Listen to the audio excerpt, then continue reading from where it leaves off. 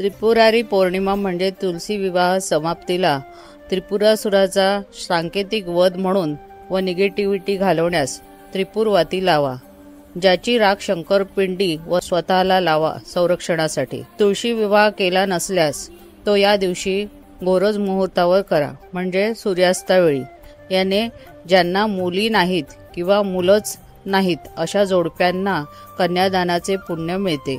शिवाय चांगली सून किंवा जावई मिळू शकतो। यांच्या लग्नातले अडथळे जाऊन विशेष करून मंगळ असलेल्या विवाहेच्छुक मुलांचे कृष्ण म्हणून तुळशीशी विवाह करावे व मुलींनी करवली म्हणून भाग घ्यावा।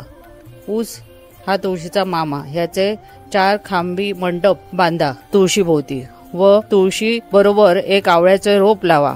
पुण्यवचन गाताना अक्षता कुंकवात मिसळलेल्या टाका। तुळशीला 16 शृंगार अर्पण करा व प्रसाद वाटप म्हणून गाजर, आवळा, लाया, बत्तासे वाटा। कार्तिक स्नानाचा म्हणून शेवटचा दिवस म्हणून तुमच्या गावचे पवित्र जलाशय किंवा मुंबईत असाल तर बाणगंगेत दीप सोडा, तिथले पाणी स्वतःवर शिंपडून घ्या।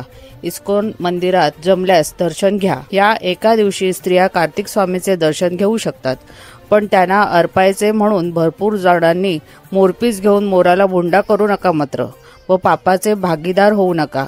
यापेक्षा मोराची मोरपिसाची दारात रांगोळी काढा।